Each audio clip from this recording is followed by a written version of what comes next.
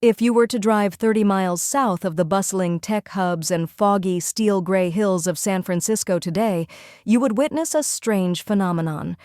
As you leave the glass towers of Silicon Valley behind, the concrete arteries of the Bay Area, pulsating with the frantic digital energy of the modern world, begin to fall away. The ambient roar of progress fades into a hum, and then, eventually, into a profound silence. In its place rises the emerald embrace of the Santa Cruz Mountains, a jagged spine of ancient rock and redwood that shields a secret.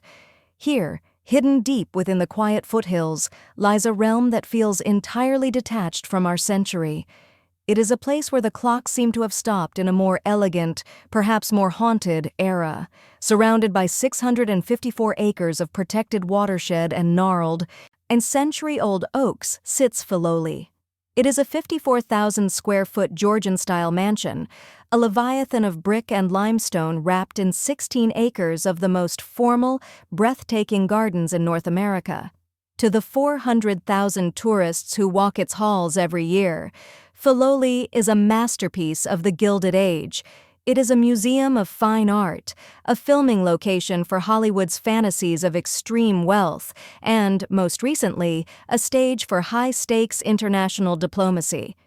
But for those who listen closely to the wind through the yew trees, there is a deeper resonance.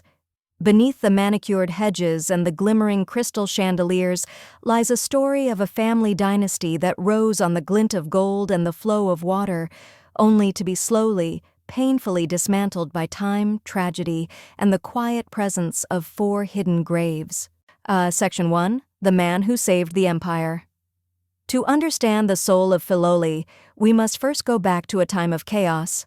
We must understand the man who dreamed it into existence, William Bowers Bourn II. To the world, he was a titan of industry, but his life was defined by a desperate race against a collapsing legacy. His father, William Bowers Sr., was a man of the Old West. He was an adventurer who had arrived in California during the fever of the 1850s gold rush, amassing a massive fortune through banking, insurance, and mining. But by 1875, that empire was teetering on the edge of a precipice. The investments were failing. The family fortune was evaporating like a desert mirage. At the time, the younger William was 22 years old, a student of the classics at Cambridge University in England, living the refined life of an aristocrat. Then, a frantic telegram arrived, shattering his world. His father was dead, the victim of a mysterious gunshot wound while cleaning a revolver in his study. To this day, historians debate the truth. Was it a tragic accident, or was it the desperate act of a man watching his life's work crumble? The young man who boarded the ship home was no longer a student. He was the head of a dying dynasty. When he arrived in California, he found a financial disaster. The crown jewel of the family, the Empire Mine in Grass Valley, was a catastrophe. The shafts were flooded. The gold veins were supposedly exhausted. Engineers and skeptics told him to walk away, to sell the scrap and salvage what little was left of his name. But William Bowers II was a man of iron resolve. He famously remarked that the problem wasn't a lack of gold, but a lack of courage. He leveraged everything. He brought in skilled miners from Cornwall, England, men who had the dark in their blood, whose families had lived in the lightless depths of the earth for centuries. He implemented massive, cutting-edge steam pumps and pushed the mine to depths previously thought impossible, reaching 2,000 feet below the surface into the scalding heat of the earth. His gamble paid off. Over the next 40 years, the Empire Mine would yield nearly 6 million ounces of gold. William Bowers had not just saved his father's legacy, he had become one of the wealthiest men on the planet. Section 2. The Octopus and the Water. Gold, however, was only the foundation. Bowers was a visionary who understood a fundamental truth about California. Gold was a luxury, but water was life. He turned his gaze toward the most precious resource in the West. As the president of the Spring Valley Water Company, Bowers controlled the very lifeblood of a booming San Francisco. He owned the reservoirs, he set the water rates, and he wielded the power of eminent domain like a medieval king. To the public, he was a polarizing figure. The newspapers of the day were ruthless, drawing political cartoons of Bourn as a monopolist octopus, stretching his tentacles across the San Mateo Peninsula, choking the city for every cent of profit. He was vilified in the streets but toasted in the boardrooms. He was a man who understood power in its rawest form. By the time he reached his 50s, he possessed everything a man of the Gilded Age could desire: a massive mansion on San Francisco's Nob Hill, estates in Ireland, and a seat at the table of the world's elite. But beneath the hardened exterior of the businessman was a man seeking a sanctuary. He was tired of the noise, the litigation, and the gray fog of the city. He wanted a place where the battles of the octopus could not reach him. He wanted a place, in his own words, where he could grow young. He wanted a paradise that would reflect his credo of a good life. Section 3. The Birth of Filoli. In 1914, Bourn found the canvas for his masterpiece. He chose a site in the San Andreas Valley, a stretch of land that felt ancient and untouched, yet ironically overlooked the very Crystal Springs reservoir he controlled. He named the estate Filoli. It was a word he whispered into existence, a secret code derived from the first two letters of his personal manifesto: fight for a just cause, love your fellow man, live a good life, Filoli. To build this dream, Bourn turned to Willis Polk, the most celebrated architect of the California Renaissance. Polk was a man of grand ideas and fierce temperaments, and he understood that for a man like Bourn, the house had to be a statement of absolute authority, but it also had to feel grounded in the soil. Polk chose the Georgian Revival style, a design language of symmetry, red brick, and classical dignity, but he infused it with a California soul. Instead of the cold, gray slate roofs of England, he used warm, red clay tiles, echoing the Spanish missions that had once dotted the coast. He designed the house using a Flemish bond brick pattern, creating a texture that caught the sunlight in a way that felt both rugged and refined. Inside, Polk utilized the enfilade, a grand architectural technique used in European palaces. All the major rooms were aligned on a single axis. If you stand in the reception hall and look south, you can see through a succession of perfectly aligned open doorways, your eyes traveling through the drawing room and all the way to the dining room at the far end of the house. It creates a sense of infinite, regal perspective, as if the house itself is a lens through which to view the world. When the house was finished in 1917, it was a $10 million monument in today's money to Bourne's ambition. It was a palace of walnut paneling, marble fireplaces, and hidden servant corridors where an army of workers moved like ghosts to ensure the Bourns never saw the labor behind their luxury. But the most spectacular part of Filoli wasn't made of brick and mortar, it was made of chlorophyll and sunlight. Section 4. The Living Masterpiece. Bourn believed that a house was merely a shell, the true soul of an estate lay in its gardens. He didn't want a mere lawn. He wanted outdoor rooms that would unfold like a narrative. He hired two geniuses to realize this vision, the artist Bruce Porter and the horticulturalist Isabella Warren. Porter provided the bones of the garden, the walls, the terraces, and the grand vistas. Warren provided the flesh, the staggering array of colors, textures, and scents. The design began with the sunken garden, when at its heart was a massive reflecting pool holding 8,000 gallons of water, a shimmering liquid mirror that served as a subtle reminder of Bourne's water empire. From there, the garden flowed through a series of walled enclosures, each with its own personality. There was the rose garden, with its thousands of blooms, the walled garden, where the brick captured the heat of the day to protect delicate flora, and the woodland garden, where the native oaks were allowed to grow wild and gnarled. But the most poignant feature of the landscape was the planting of over 200 Irish yews. These weren't just decorative trees. They were grown from cuttings taken from Muckross House, a sprawling estate in County Kerry, Ireland, that Bourne had purchased as a wedding gift for his only surviving child, his daughter Maud.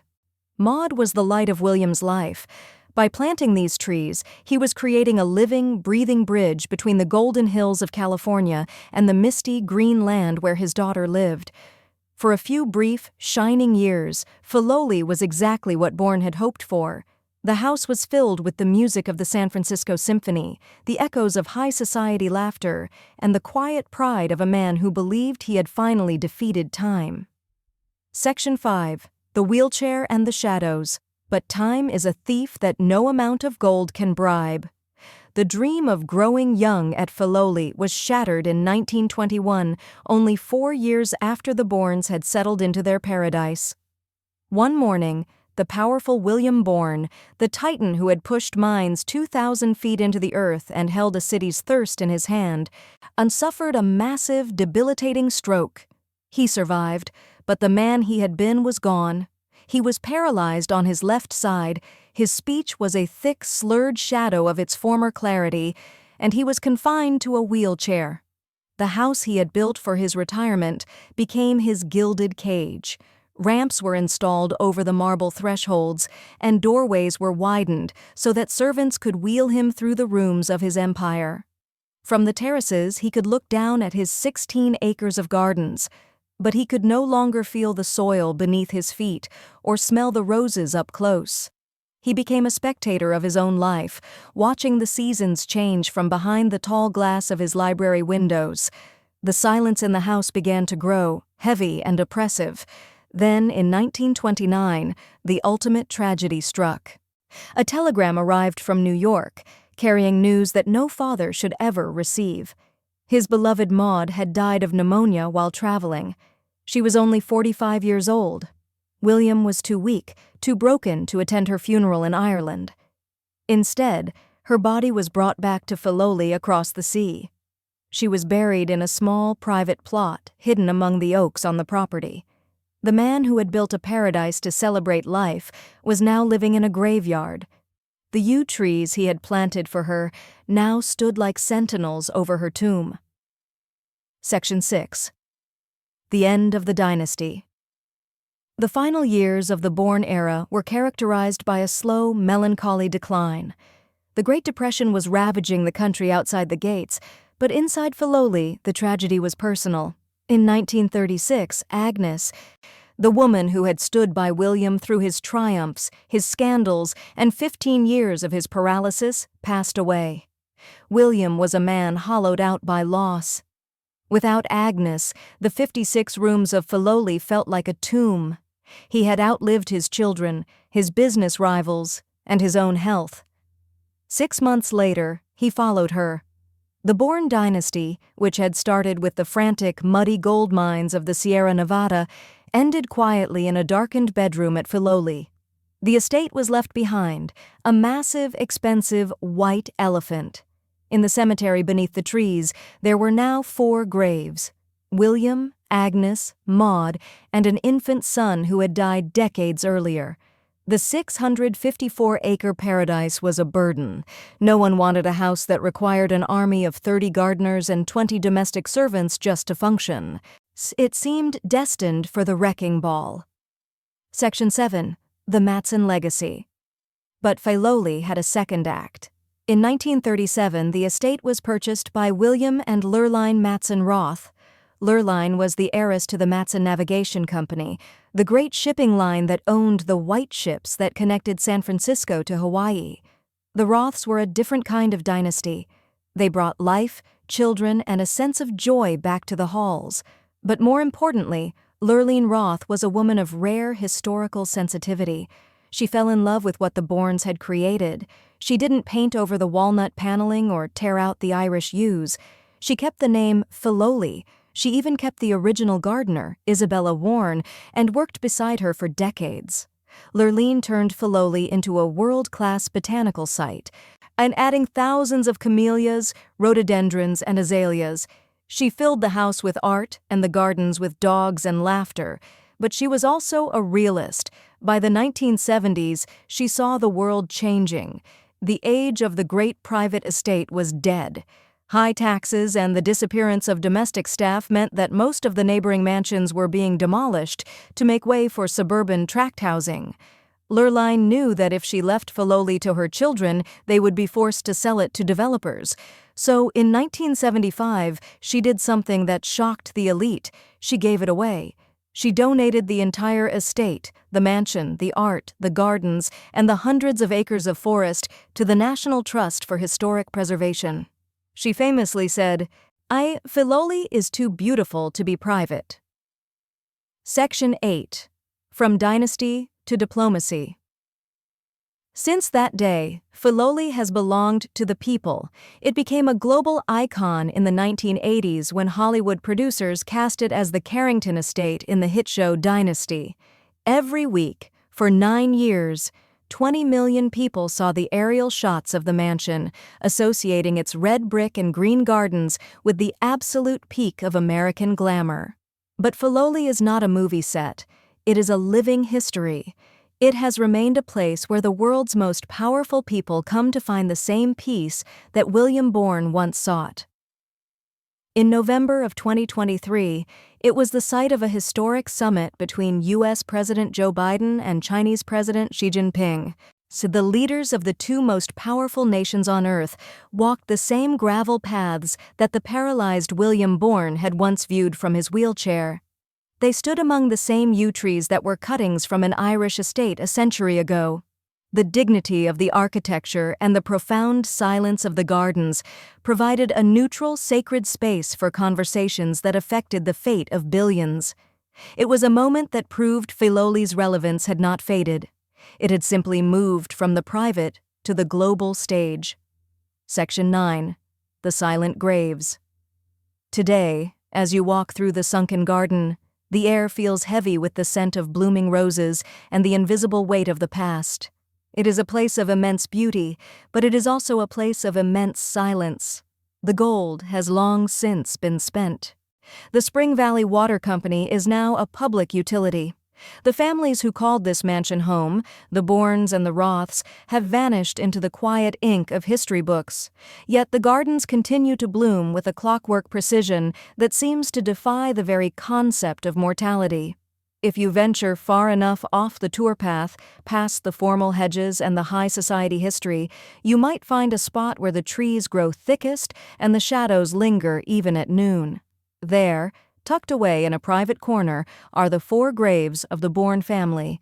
They are not mentioned on the official tour. They are not featured in the glossy brochures or the Instagram posts of tourists. But they are the quiet heart of Filoli. They remind us that this house was never just about bricks, mortar, or a display of wealth. It was a human story. It was a man's attempt to build a wall against the world, a dream that was eventually broken by reality, but ultimately saved by the generosity of another family. Conclusion: the true legacy.